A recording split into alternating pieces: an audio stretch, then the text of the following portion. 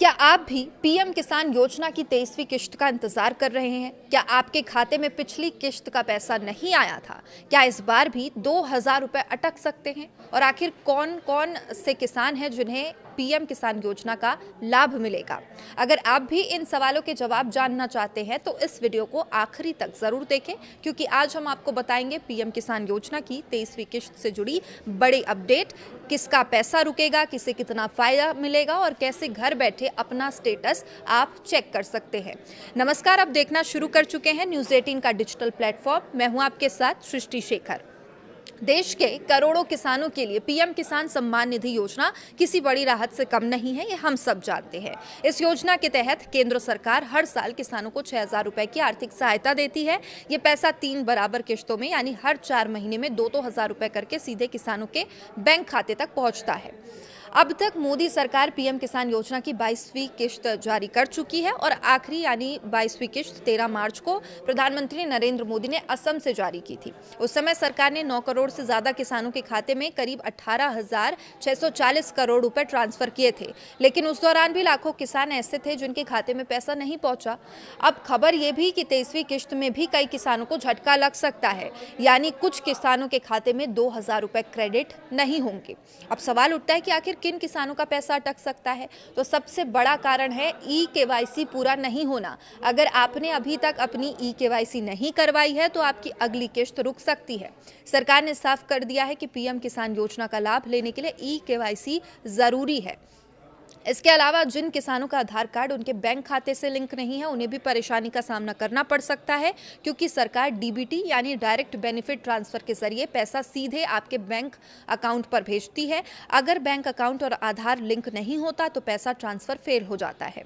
कुछ मामलों में किसानों की जमीन का सत्यापन पूरा नहीं होने की वजह से भी किश्त अटक जाती है, और वही गलत बैंक डिटेल, बंद बैंक खाता या नाम में किसी प्रकार की गड़बड़ी भी इसकी वजह बन सकती है। इसलिए अगर आप चाहते हैं 23वीं किश्त का पैसा बिना किसी रुकावट के आपके खाते तक आ जाए, अभी से सभी जरूरी काम आप पूरे कर लीजिए।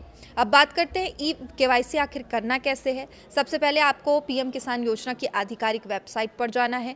वहां ई-केवाईसी का विकल्प दिखाई देगा, उस पर क्लिक करें। इसके बाद अपना आधार नंबर दर्ज करें और इसके बाद आपके आधार से लिंक मोबाइल नंबर पर ओटीपी आएगा। ओटीपी डालकर वेरिफिकेशन पूरा करें और सबमिट कर दें। अगर आपका मोबाइल नंबर आधार से लिंक नहीं है तो आप नजदीकी सीएचसी सेंटर पर जाकर बायोमेट्रिक ई-केवाईसी भी करवा सकते हैं। अब सबसे बड़ा सवाल, आखिर 23वीं किश्त कब आ जाएगी? सरकार की तरफ से अभी तक कोई आधिकारिक तारीख घोषित नहीं की गई है, लेकिन पिछले रिकॉर्ड्स को अगर देखें तो उम्मीद है कि जून, जुलाई या अगस्त के पहले सप्ताह में ये राशि जारी हो सकती है।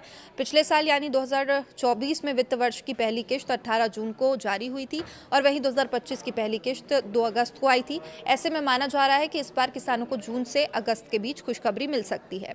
अब जानते हैं कि पीएम किसान योजना का स्टेटस कैसे चेक करें। सबसे पहले पीएम किसान की ऑफिशियल वेबसाइट पर जाएं। इसके बाद बेनिफिशियरी स्टेटस वाले विकल्प पर क्लिक करें, अपना आधार नंबर या बैंक अकाउंट नंबर दर्ज करें और फिर गेट डेटा पर क्लिक करें। इसके बाद आपकी स्क्रीन पर पूरी स्टेटस दिखाई देगी। यहीं से आप ये भी देख सकते हैं कि आपका पेमेंट हुआ है या नहीं हुआ है, मतलब आया है या नहीं आया है। अगर आपका नाम लाभार्थी सूची में नहीं है और पेमेंट पेंडिंग दिख रहा है तो तुरंत संबंधित अधिकारियों से आप संपर्क करें।